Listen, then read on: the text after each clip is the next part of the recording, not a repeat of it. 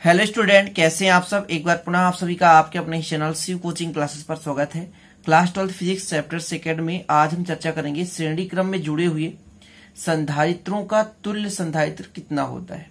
Question ऐसा आता है कि श्रेणी क्रम में जुड़े 3 संधारित्रों की तुल्य धारिता के लिए व्यंजक ज्ञात कीजिए।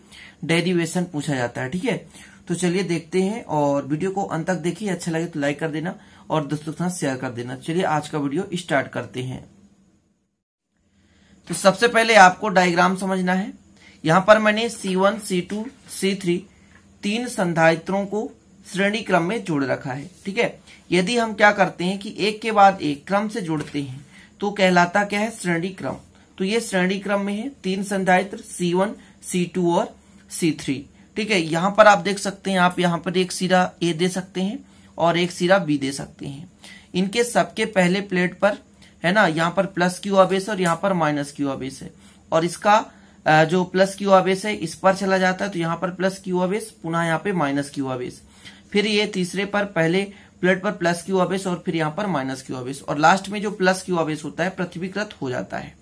तो इसको क्रम से समझना है और कैसे लिखना है, तो वही माना मानकर चलेंगे कि माना C1, C2, C3 के 3 संधारित्र श्रेणी क्रम में जोड़े गए हैं। ठीक है, जब हम C1 के पहले प्लेट पर, मतलब पहले संधारित्र के पहले प्लेट पर प्लस क्यू आवेश देते हैं, तो दूसरे प्लेट पर, ये दूसरा प्लेट है ना, पहले संधारित्र के दूसरे प्लेट के समीपवर्ती तल अर्थात पास वाले क्षेत्र पर पृष्ठ पर माइनस क्यू आवेश और है ना दूर वाले क्षेत्र पर या पृष्ठ पर प्लस क्यू आवेश प्रेरित हो जाता है। इस प्लस क्यू आवेश के कारण जो आपका आवेश है वो दूसरे संधारित्र पर चला जाता है, दूसरे संधारित्र के पहले प्लेट पर चला जाता है। पुनः यहाँ पर प्लस क्यू आवेश हो जाता है, तो इस प्लस क्यू आवेश कारण दूसरे संधारित्र के दूसरे प्लेट पर माइनस क्यू आवेश है ना, और दूरवर्ती तल पर प्लस क्यू आवेश प्रेरित हो जाता है, और यही क्रम चलता रहता है। अंततः अंतिम जो आपका संधारित्र है, जैसे यहाँ पर 3 संधारित्र जुड़े हुए हैं, कोई जरूरी नहीं कि 3 ही संधारित्र हों, आप 3 से अधिक भी जोड़ सकते हैं। तो अंतिम प्लेट के दूसरे सिरे का जो संबंध होता है, अर्थात दूसरे पृष्ठ का जो संबंध होता है पृथ्वीकृत होता है, पृथ्वी से होता है। इस कारण से अंतिम प्लेट के जो दूसरे सिरे का धन आवेश या प्लस क्यू आवेश है वो पृथ्वी पर समाहित हो जाता है। अब ये कैसे समाप्त होता है, क्योंकि पृथ्वी पर ऋण आवेश आता है, पृथ्वी से ऋण आवेश आता है और इस पर उपस्थित धन आवेश एक दूसरे को निरस्त कर देते हैं। तो ये इसका सिद्धांत है। ठीक है, कहने का मतलब सिरे ए से हम आवेश देते हैं, तो यहां से धीरे धीरे करके सभी संधारित्र पर पहले प्लेट पर प्लस क्यू आवेश और दूसरे के पासवर्ती क्षेत्र पर कितना होता है, माइनस क्यू आवेश प्रेरित हो जाता है। तो ये क्रम चलता रहता है। तो मैंने जो कहा उतना आपको लिखना है। ठीक है, चलिए अब देख लेते हैं। तो माना 3 संधारित्र C1, C2, C3 प्रदर्शित किए गए हैं जो कि श्रेणी क्रम में जोड़े गए हैं। जब पहले संधारित्र की पहली प्लेट को प्लस क्यू आवेश दिया जाता है, तो प्रेरण की क्रिया से प्रत्येक संधारित्र की पहली प्लेट पर प्लस क्यू और दूसरी प्लेट पर माइनस क्यू आवेश उत्पन्न हो जाता है। डायरेक्ट यहां पर लिख दिया गया। जैसे कि प्रेरण की क्रिया क्या होती है, पहले प्लेट पर प्लस क्यू आवेश तो दूसरे प्लेट के पास वाले क्षेत्र पर, यहां पर डायग्राम पे आप देख सकते हैं जो मैंने समझाया था कि जब इस पर प्लस क्यू आवेश देंगे तो इसके पास वाले क्षेत्र पर, संधारित्र का सिद्धांत ही है, पास वाले क्षेत्र पर माइनस क्यू आवेश और दूरवर्ती तल पर यानी दूसरे पृष्ठ पर प्लस क्यू आवेश प्रेरित हो जाता है। इसी प्रकार दूसरे संधारित्र पर भी प्लस क्यू आवेश उत्पन्न हो जाता है पहले प्लेट पर, और इसके प्रभाव से इसके दूसरे प्लेट पर पासवर्ती क्षेत्र अर्थात जो पहला पृष्ठ होता है वहां पर माइनस क्यू और दूसरे पर प्लस क्यू। तो ये क्रम चलता रहता है। ठीक है ना, तो यहां पर डायरेक्ट लिख दिया गया कि सभी के पहले प्लेट पर प्लस क्यू और दूसरे प्लेट पर माइनस क्यू आवेश उत्पन्न हो जाता है। अब आगे लिखना है, माना 3 संधारित्र की प्लेटों के बीच विभवांतर कितना, V1, V2 और V3। यहां पर मैंने पूरा, जैसे नीचे ही डायग्राम देख सकते हैं, यहाँ पे भी एक डायग्राम बना हुआ है।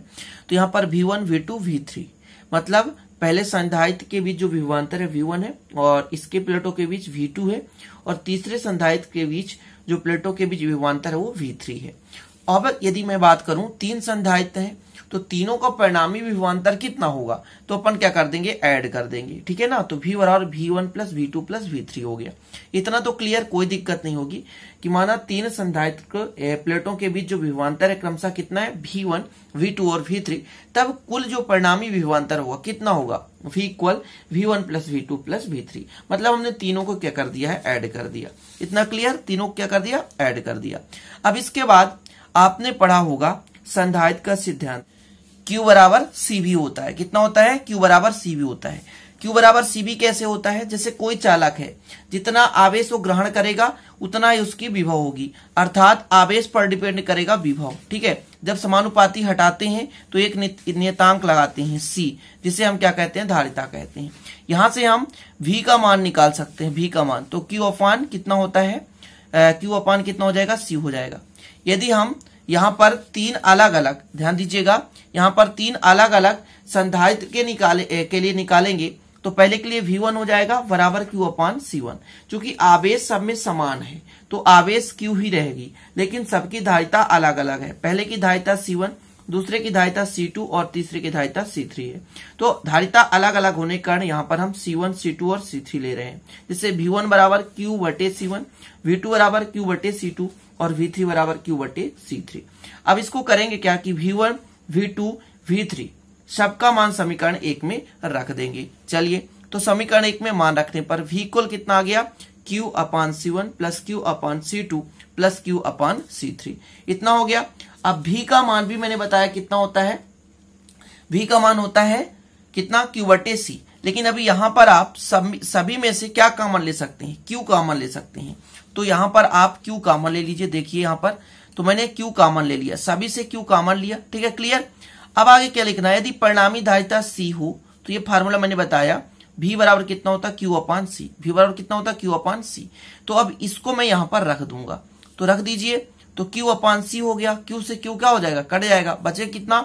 1 बट्टे C बराबर 1 बट्टे C1 प्लस 1 बट्टे C2 प्लस 1 बट्टे C3। और यही परिणामी धारिता के लिए व्यंजक है। कहने का मतलब श्रेणी क्रम में जुड़े हुए तीन संधारित्र के लिए जो परिणामी धारिता का व्यंजक है तो यही है। क्लियर। 1 अपान C इक्वल 1 अपान C1 प्लस 1 अपान C2 प्लस 1 अपान C3। तो आशा करता हूं बिल्कुल समझ में आ गया होगा। छोटा सा वीडियो है और महत्वपूर्ण भी है, अच्छे समझिए 1-2 बार, है ना। और जो मैं लिखाता हूं उसको आप लिखते चलें, नोट्स बना लिया करें। ठीक है, तो आपको वार्षिक एग्जाम जब होगा तो कोई दिक्कत नहीं होगी, आसानी से आप तैयारी कर सकते हैं। और कई लोग कमेंट रहता है सर नोट्स, तो नोट्स आपको मिलेगा, चिंता करने की जरूरत नहीं है। विधिवत मैं नोट्स बना रहा हूं आपके लिए और जल्दी मैं व्हाट्सएप पे प्रोवाइड कराऊंगा, जिसका थोड़ा सा चार्ज लगेगा। ठीक है, तो अभी से बता रहा हूं आपको, जिसको भी लेना है तो आप व्हाट्सएप पर कांटेक्ट कर सकते हैं। आपको पता होगा व्हाट्सएप नंबर।